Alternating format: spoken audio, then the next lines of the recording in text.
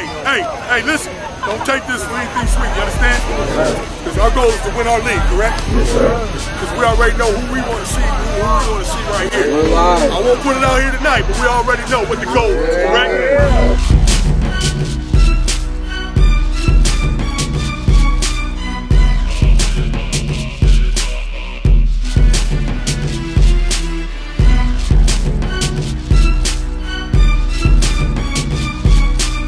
Thank you for joining us every week this year, going through the football season. We love to do a coach's show. We got to do it with our guy, Coach G, this year. Kick it off. We want to do something special because I told you all both before. I think that there's a special relationship when administration and coaches work together, and I don't know if there's anybody that does it better than Coach G and Principal Heather Atney. Thank The you. most popular principal I've ever seen, by the way. Talk to me about that. How did you all get started? What's the working relationship like? How did you all get on the same page like you are today? When Ms. Abney came to our school, she had to settle in as a new principal coming in the mid-year. But at the start of the season, she greeted us, the entire team, at 6 o'clock in the morning, because she wanted to meet these boys and let them know her purpose and her plan and her story and what her vision was coming into the school. So from that moment forward, she put it out there to the students here that she cares about them. She shared a little bit of her life story with these young men. And when you have a principal who has no problem giving up her cell phone number to her students to say, call me if you have a problem, because sometimes you may not be able to always feel comfortable about calling your coach, because you're going to hear different things from the coach. Hey, those boys were writing that number down, and that relationship just captivated off into all the good things we do here at Woodbridge High School. And I think for me, meeting Coach Wortham and hearing his vision for the program, and that his goal was that every student that wanted to play football would be able to play football. That he'd rather than be on the field than on the streets. So that was something that I said that I would support. So you see that here at Woodbridge we have more students playing football, I think, than a lot of other schools, because if we can get kids involved in something, it's just going to be a benefit for them. And with a school of 2,700, I know I can't lead the school myself. So if I have over 100 football players who are serving as leaders in the school, I think it makes a big difference. Absolutely. And I'm glad you brought that up, because one of the first times Coach G and I talked to you, he said the same thing to me, and that stood out to me, and I thank you for that. That's important for the community. It's important for kids today to have something like that. A little bit, talk to me about the student body here, because Woodbridge is a diverse place. There's a lot of people from a lot of different areas, a lot of different countries. Talk to me a little bit about the diversity here and what that brings to the school. Well, we are one of the most diverse high schools in the state of Virginia, and anyone that walks in this building, you can see it right away. And one thing that I pride myself on is creating a culture of not only tolerance but acceptance. And I think you see that every day here at school. All students of all different walks of life are coming together. You have close to 3,000 people in a building, and we not only accept each other, but we also celebrate each other. So you'll see the football team cheering on the band, which I think is really neat to see, and thanking the cheerleaders and showing up for the basketball games to support the girls' basketball team. So we really, and even in the stands of football, you see students from all different organizations there coming to cheer on the team. So I think that really says a lot about not only the school but the community. It's a really special community here. It is. I remember at the girls' basketball team last year at Robinson High School. There were a lot of students, a lot of football players were there. It's not a short trip to go there. No, it's not. Yeah, so that shows dedication from the student body as well. And even to add to that, even with our student activities and leadership groups, those bonds have come together. That's kind of why we've joined in this venture with our hashtag We Build Different. Because we're serving a purpose to support one another as teams and athletics, but we also support our SAL students. We also support our Key Club. We also support our robotics team. I mean, last year we had a kind of like an honor trade-off where the Key Club came in and there's a picture in the back of my locker over there that they presented to us that all their students signed. And we put one together too that all the players signed that we gave to robotics, just congratulating them on all their accomplishments, throughout the school year and the things that they endure. So you're talking one body, one band of people in this building that have just come together as a unit, and it's just become contagious. Yeah. And that's the most unique thing about this place, is that everybody supports one another, and of course that comes from your leader. When your leader's open-minded about, hey, I care about my kids, and I want everybody to feel good about being here, that makes all the difference in the world. And the kids know. They know. I've been doing this for a long time. The kids know when you care. Yeah. So. No, it is. And that was going to be the next thing I said, was that it's one thing to have administration buy into that, but to have all the students buy into it too, that's a special thing to have, and you're not going to find that everywhere. Mm-hmm. Just as your past experiences being elsewhere, what is it that's different about here? What is it in here? I think a lot of it is the community. Mm-hmm. When I came here to Woodbridge, I could tell right away that it was a special place because of the spirit of the community. A lot of our students here, their parents graduated from here, their aunts, their uncles, their siblings graduated. So and we have a lot of staff that graduated from Woodbridge, mm-hmm. which I think says a lot. So that sense of community and school spirit has been here for a long time. So I was able to come in and see that and really just enhance what was already in place. And for me, it kind of came early. I was here as an assistant coach for Ron Davis in 1995. Right. The kids get tickled about it because some of them weren't even born. And even then, just jumping in, and the school's traditionalized, if that is a word, because the tradition here is just enriched in this community, for sports, for the activities, which just doesn't happen in a lot of communities. But to continue to be a community school where most of your students that come here come from the community to live in, that's a big deal. That's a big deal. Today, there's a lot of things that high school students are facing today that probably is different from any time when we were all growing up. It's a lot of craziness in the world, a lot of, there's always negative talk in the media or wherever it comes from. How do you deal with that with students today? How do we talk about that with high school students today? I know that at the beginning of the year before last, there was a big focus when students came back about the Black Lives Matter movement. And I could just feel the tension in the air. Mm-hmm. So what I choose to do as a leader is to actually meet with the students who have concerns and see what we can do and come together. So I started attending the Black Student Union meetings that we had here, and we actually started a book club with the Black Student Union, and we're able to bring in some other clubs and really get to know the concerns that everyone had and come up with some ideas. So I think seeing what the issues are and addressing them head on, especially those that are impacted. Right. And then last year with an increase in school shootings, I knew right away that students were concerned. So during our flex period, we set up something called the Viking Village meetings. And actually one of our football players, his sister came to me and said, could we all come together and talk about what we can do as a school? So she was a freshman and became a student leader with that movement. And then we started having meetings. We brought security in, we brought teachers in, we brought students in, and just started having open discussions and coming up with some ideas. As far as players go, how do you talk about that with them? Well, we kind of keep things as an open forum. We're actually a coaching staff that is blessed to have a youth pastor on our staff, Coach Hyman. The kids call him Uncle Charles. Mm-hmm. And we've made it clear to our guys and our young lady in our program that if you need any type of support, life support, when things happen. Our guys lost a team member, last summer. And that was summer before last. So that was a big hurtful moment for our guys. But through Coach Hyman's intervention, we were actually able to come, with Mrs. Abney's approval while she was out at a training, to bring the community together to do a candlelight vigil for Martin. And that just kind of was able to allow our guys to heal from losing a teammate.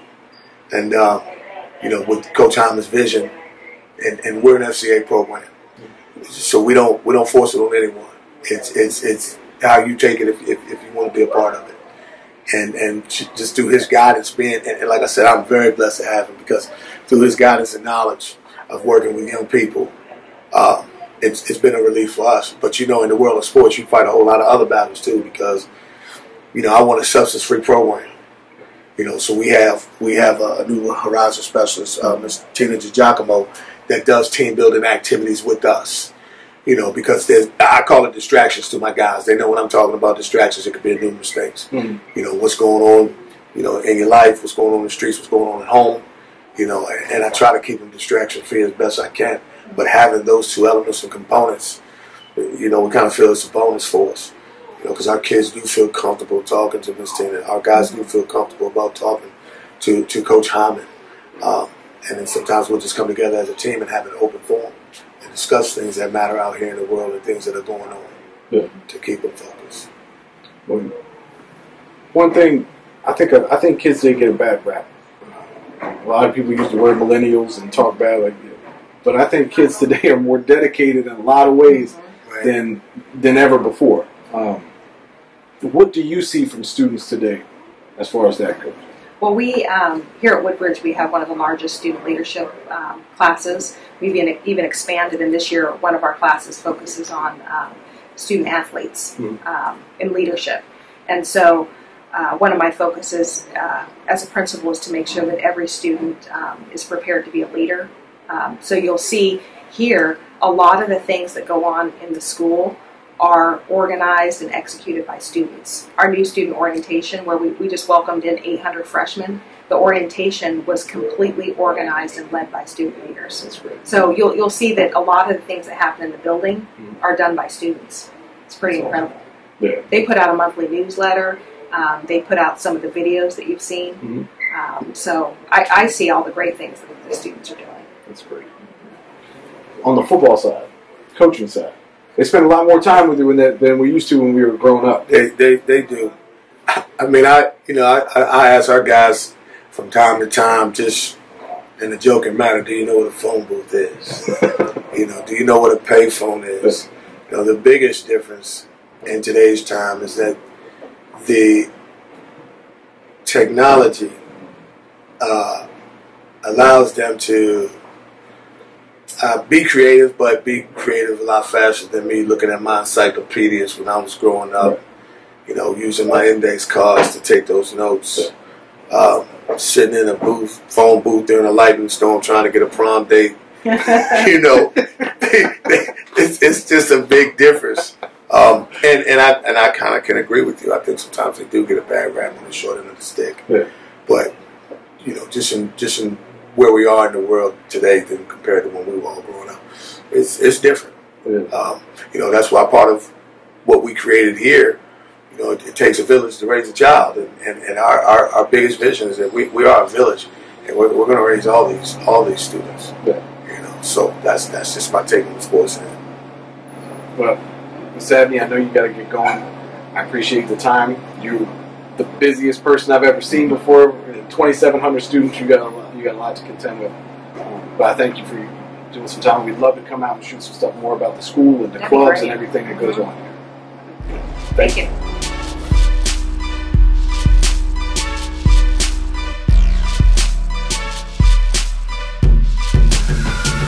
All right, Coach. Talked about the school. Talked about Miss Abney. Let's talk about the game last night. Hey, let's do it. Out at Osborne High School, you guys started quick, and it just kept rolling from there. Game finished off 61-0, but you all came out on fire early on. Talk about the game a little bit. Well, the 61-0 wasn't intentional. There was a portion of the game where we did allow our young guys, to get on the field. And, of course, you still have to play the game between the whistles. Absolutely.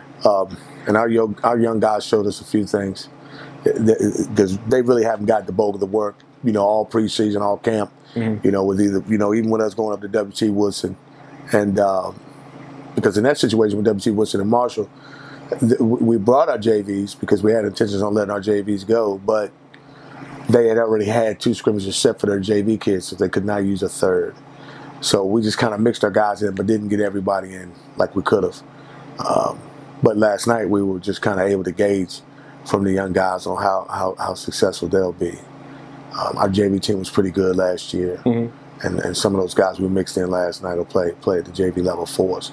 But in the beginning of the game, you know, our entire goal all week long was just to try to jump in early, which at Woodbridge here for us has been a goal. You know, last year we kind of had to get tuned up. Last season, I should say, we just kind of had to get tuned up to get a rhythm going offensively. But we just changed a lot of things within our philosophy. You know, under our new offensive coordinator, who happens to be my son, Gary Wortham Jr. We kind of wanted to be a little bit more run-oriented first, to just kind of set some groundwork in terms of how we want to mix in everything else. We did keep RPOs. We got RPOs in our system, but just going into the backfield sets and the combinations and adding tight ends back into what we'd like to do, it's actually working for us. You know, you can't be on the 30-yard line 5 times in a game like Westfield. So, you know, just in terms of, you know, flipping our philosophy to become a little bit more run oriented, we want to utilize the run to set up our passing game, which like I said, I can always go back to Westfield because we were completely different in terms of philosophies from last year to now. Because like I said, you can't be on the 30-yard line 5 times, or even have that opportunity to be that close to the goal line. You know, when you got guys like Henry Shabuzi, you know, R.J. Adams, you know, guys that can play. Donovan Powers, our center, and just not get in, it just can't happen. And with the talent that we have and the speed that we have and the way we can pound and ground the ball, even with Caleb Grant the back for last year. But moving forward, we're not going to allow ourselves to be set up in those situations this year. We're going to be completely prepared to run the ball and then set up our game, our passing game. So we kept RPOs in our system. We still have our regular passing system. So we're still a little bit more multiple. Now we'll have some tight end sets. Antoine Sample plays tight end for us now, 2 on the offensive side of the ball. He begs me to throw him the ball. I'm sure he does. Can I get a tight end dump or something, coach? See, I scored, coach, on the scoop and score. I can run. I'm like, maybe one day. So, but it's going pretty well, just in terms of the vision. We're going to take it one game at a time. I treat every opponent like they are the champions. And that's how we prepare our practice. Well, you better be running when you got somebody like 22 back there carrying it. We're only really 2 weeks into the season so far. I know it's a week for you all, with 2 weeks, you know, around the area. But my goodness, is he impressive? Yeah, Lamonte James is one of our captains. He's earned it. We call him Pudgy. Pudgy came in the office back in April and said, "Coach, I need to talk to you." So I was like, "Okay, you come in here to have a man-to-man conversation. Let's close the door and let's talk." He was concerned about his role coming into this season because he started outside backer for us. Great outside linebacker for us. Is being recruited by college coaches as an outside linebacker. He says, "Coach, I want to play. I want to be a starting running back." And I'm like, "Well, that's not going to happen based off how I rotate our players. The more life we got, the better chance we're going to win with fresh bodies." So he was like, "Well, I think I'm just going to have to prove it to you that if that's the case, that I'm going to be the back that's going to carry the ball the most." And I'm like, "Well, I appreciate you coming in here talking to me, you know, putting it on the table about what you want to do. But at the end of the day, I make all the personnel changes. Who's on the field first? I don't call it who's starting, who's in the first rotation. So you just going to have to show me."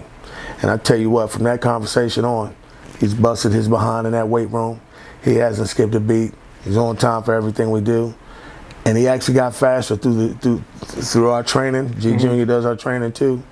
I mean, we've incorporated some band exercises and the things that we do, and you see those enhancements from a guy like number 22.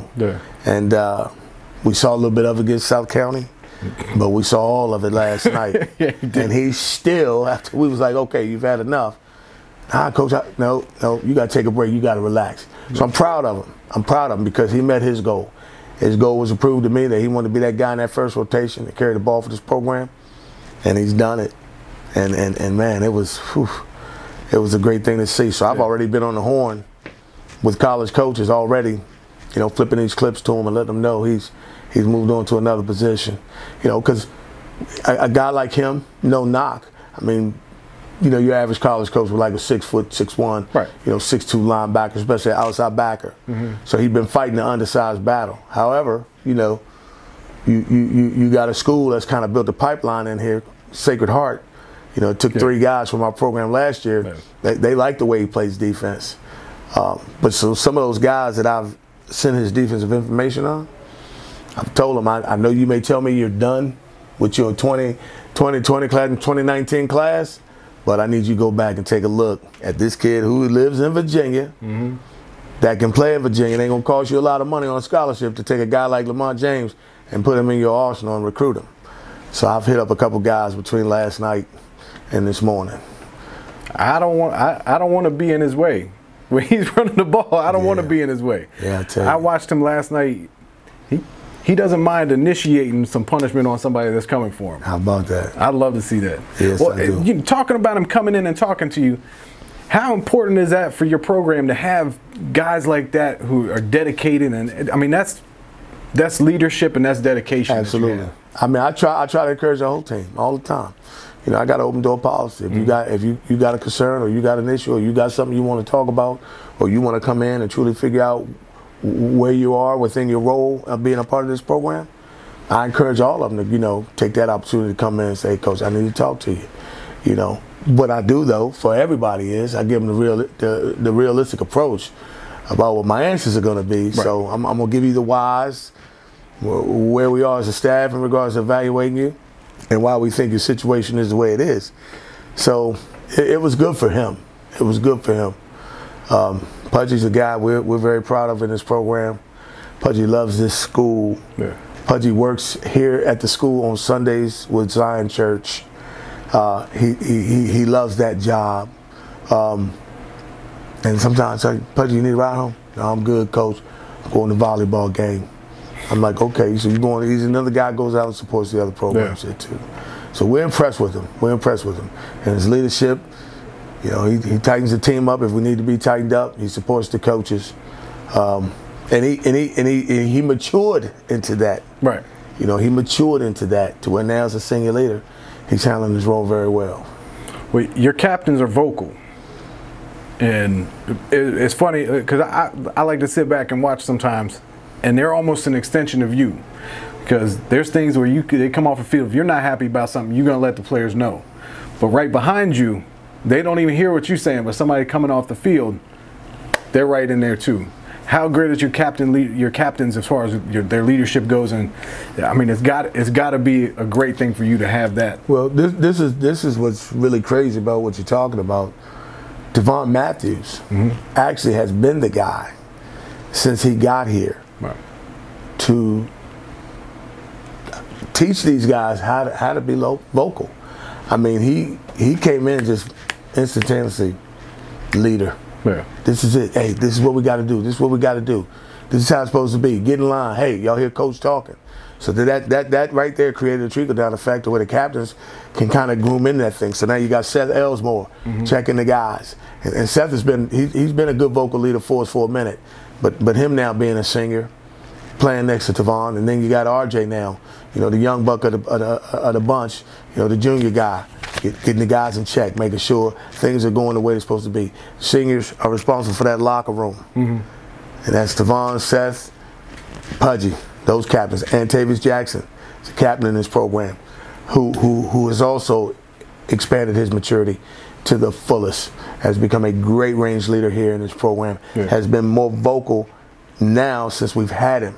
So that element of saying, okay, you know, I'm seeing how my part needs to be. You know, Tavon's actually the guy that triggered that thing when he got here last spring in February, March. And for us, that's a bonus. Jerkins, Boozy, when those guys talk, everybody listen. Right. You know, we're trying to figure out who gonna take care of that void. Yeah. But us being blessed to have Devon come to our school is just kind of triggered everything for us in that leadership aspect with the vocals in it. Yeah. Well, Ontavious, he's as talented as you can find at the quarterback position in the area right now. I mean, he can throw, he can run, he can do it all. You let him be him a little bit. Because everybody's different, everybody's got different approaches, but you let him be him, and I think that's important. How has that been for you as a coach, kind of letting him develop and become the player that he is today? Well, his relationship with his position coach, Coach Wells works with him, and his relationship with the offensive coordinator, I think it's kind of helped him evolve into who he is now, 10 times better than he has been. Senior roles are different, and I think something clicks in to where these guys understand. It's my last year. I'm at the top of my classification. I'm an upperclassman, and now I got to handle this thing to make sure that the things I'm trying to handle are very serious, and that's where he is. Yeah. I don't know if you've ever heard the kids say, what's that? I'm sorry, Miss Jackson. Yeah. They say Antavious Jackson. Ooh, and they say he is for real. Yeah. And I mean, they say he's for real, and that's where he is. We actually have created an opportunity for Antavious, Garden City, which is one of the top junior colleges in the country. Their coaches are beating our phones up. So they're actually going to set some up to come out here and watch him, and we're going to send him out there and let them watch them play a little bit and get him in that ram to eventually get him to the level of college football he should be playing. But in terms of leadership, Antavious has really, really made a strong stride for us in this program, and you see it on the field. Yeah. I compare him. I mean, even size-wise, he has grown so much from that weight room, from those band workouts, from all the things that G Junior does here in this program. He's a guy that if you looked at 3 years ago, you'd be like, wow, compared to where he is now size-wise. I always compare him to two great athletes that have come out of this school system. One, Brandon Hogan, and two, Greg Stroman. Yep. That elusiveness to be able to run an RPO system, be able to run a zone read system. He's in the classification of those good players. Yeah. So we're excited about the rest of our season, with him, and we just pray he stays healthy, and we just gonna cut him loose. Yeah. Yes, indeed. Perfect. So last night it was against Osborne. You have a bit of a relationship with Osborne's head coach, Cortez Whiting. Talk a little bit about that relationship. I think he's building something great at Osborne. I think they got a perfect guy in place over there. Talk about your relationship with Cortez. Well, Cortez is like a son to me, like a brother to me. I've known Cortez since he was in the 9th grade, student at Garfield High School. I know his family, and I'm proud of Cortez. I was very, very excited to hear when he was announced the head coach at Osborne. I mean, Osborne has an outstanding reputation of football also. Yeah.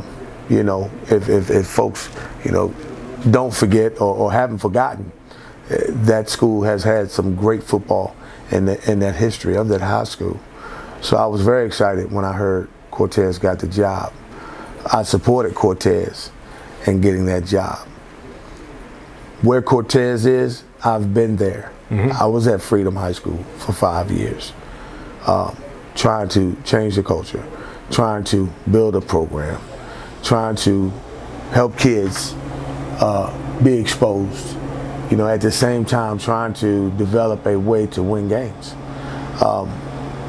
One thing I can say about him is he is very detailed, he is very organized, and he is going to put in the work to create a new culture, a good culture of a football team that's destined to be good. Yeah. And the talent is there, and he's looking for it.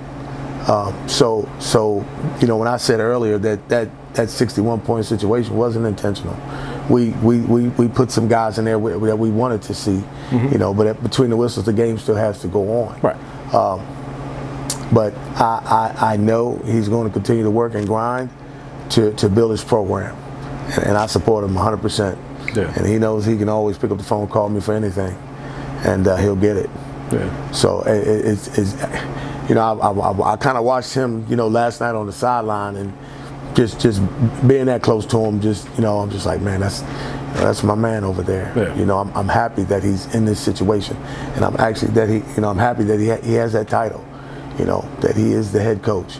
So now he has all the things and the tools that he needs now to accomplish and take on anything within the football arena, should he choose to do something later on. Hopefully the support is there, you know, for him at Osborne, because I think he's a guy that they don't want to let go. No sooner, because he's got a lot of gas in his tank, and with his work ethics, he can build it there if he's supported. He can really build it there if he's supported. Absolutely. And like we talked about with Miss Abney, that it's important to have support for the coach from the community, from the administration. Yes. And I hope the city of Manassas recognizes what they have with him. I hope they do too. I hope they do too. Yeah, I think he's going to do a great job there. Because I can say, you know, with the shortfall of some of these programs folding that are decent programs, people are going to be in the hunt for good coaches. Yeah. And some of those people that are going to be on the hunt for good coaches are going to be good schools. They're going to be good administrations, and they're going to be good athletic departments to say, hey, we want some guys in here going to come in here and get our thing going. Absolutely. You know, and with the energy that he has and the commitment and dedication that he has, you know, I hope that they really support him there. Yeah. How much do you think about that Westfield game from last year? Every day. Yeah. Every day. I watch that game every Sunday. Really? I open up this school here on Sundays for Zion Church at 6 a.m. in the morning, and I watch that game every Sunday. And I continuously chart it up, and I probably know almost any clip or every clip on the film. It's kind of like deja vu for me. Right. You know, because 2007 we played Westfield in the state championship at University of Virginia. We were up 7-6 at halftime.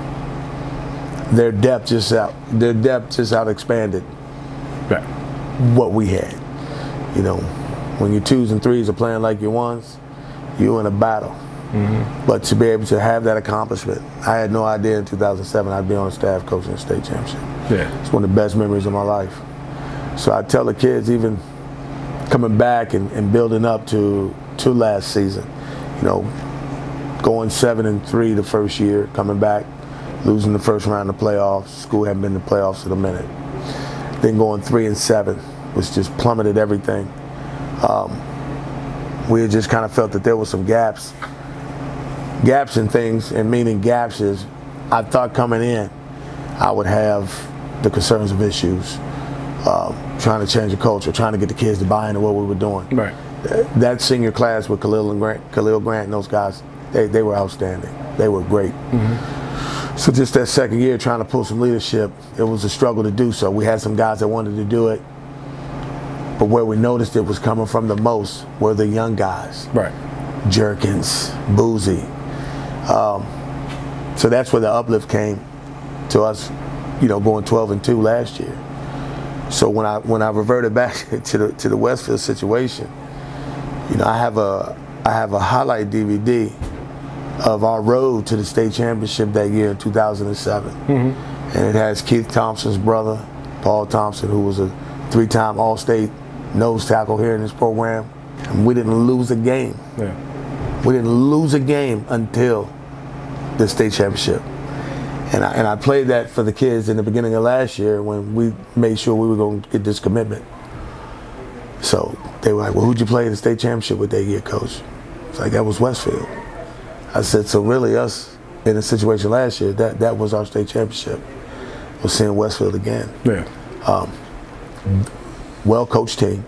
Absolutely. Great staff. I mean, those guys that are there, they've watched me come up. Right. I was the young cat. I was the young assistant coach at T.C. Williams. You know, I was the young assistant coach with Anthony Parker over at Falls Church. You know, I was the young coach over at Lee High School with my high school coach, Jerry Pannoni. So I've watched those guys, and I have a lot of respect for those guys. And now I am here on the level with them. But just in regards to that staff, you've got some dynamic minds working with children, and those dynamic minds are good people. So I have a lot of respect for their staff, and then it trickles over to their talent. Yeah, they may not have the speedy and the shifty that I have, but when you have sound, when you have discipline, and that is at the forefront of what you do, ain't nobody gonna beat you. No, nobody. And I think their coach has this thing in regards to, you know, we're gonna watch your tape and we ain't gonna make a whole lot of changes because we're gonna believe and do what we do. Yeah. You just gotta stop us.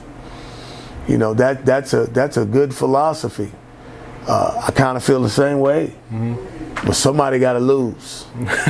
Somebody got to lose the game. Right. And that was us. Yeah. So you know, we kind of have, you know, and I don't put anything out there negatively, but we kind of have it all still taped in our lockers and, you know, in the back of our mindsets of that loss. Yeah. So we just have to continue to take it one game at a time and see how the rest of it all ends. You can't make mistakes against teams like that. No, you cannot. That team will eat you up with mistakes. Absolutely. Yeah. And that's looking at it. Coach Verbanek left that blueprint there. You're talking about the 07 Yes, team. he did. He left that blueprint there, yes, and they picked it up. But you can't, you know, when people say blueprint, it's easy to say that, but you got to have the people in place to be able to carry that out. And I think Kyle Simmons is tremendous with that. Coach Simmons got it going on, man. Yeah. I love the program there. They're doing a good job. They're taking care of the kids. And I wish them the best, you know. That's all I can say. Unless the rematch happens. Yeah, you know, and it will be something different. Yeah.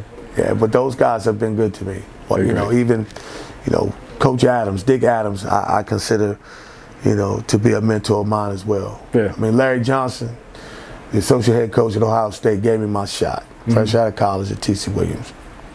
But during that time, meeting a guy like Dick Adams, who allowed me to come and work at his camps, allowed me to come and meet all those guys, Verbanek, all those guys. You know, it's just one big family. You know, that's why the Coaches Association, you know, they want to keep that thing rolling and keep it supported. Yeah. And me being a Prince William guy, a lot of guys here in Prince William County don't know about the, you know, Coaches Association up there with the Fairfax High School, you know, coaches. But they used to do clinics every year, and they have the playoff dinner every year, and those things have kind of shifted a little bit. But I'm all in support of making sure those things work with those guys now that we're considered to be a part, you know, of the North. So yeah, this year is this year. You got some tough games in there. You're gonna have some tests coming up.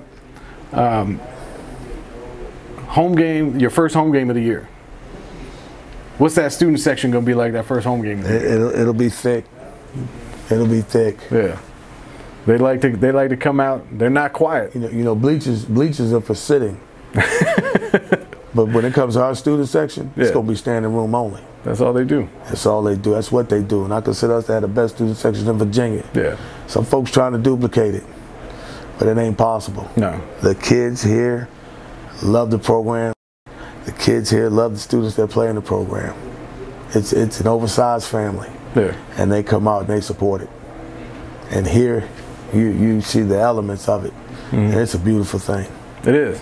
Yes, it is. Matt, before we go, I do have one bone to pick with you, though. Okay. I've seen some stuff that you put on social media when you're cooking at home. How do I never get an invite for the food that you're cooking at home? Hey, you got an invite on Monday. 2 o'clock my place. I'm having my coaches cookout. Well, I'm gonna bring my coaches' families together. We're gonna fire that grill up, man. We're gonna sit down, we're gonna eat dinner and have a good time on Monday together. You're more than welcome. What's the Coach G's signature dish? I like to take a whole chicken. Okay. Split it down the middle. I'll season that bad boy up real good. and I'll take that joke on both plates and breast plates and open it up and set it right there on my grill. I'll have a hot side, I'll have a medium side, and I'll have a cool side. I'll put it right in between. I'll let it thing cook for about 4 hours. All right. You hungry now, ain't you? I am. I got to switch plans on Monday. I got to switch some plans. Yeah, you might not want to miss it. No. We're going to have a good time. That's beautiful. Well, I'm looking forward to this every week.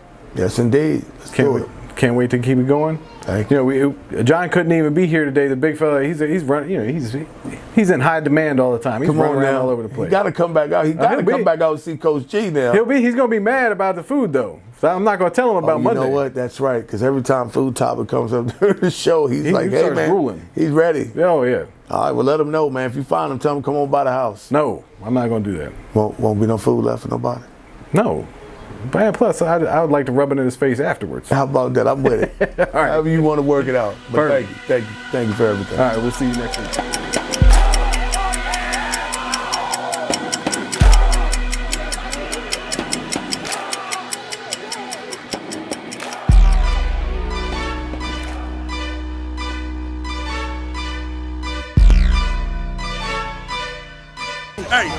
Hey, listen, don't take this for anything sweet, you understand?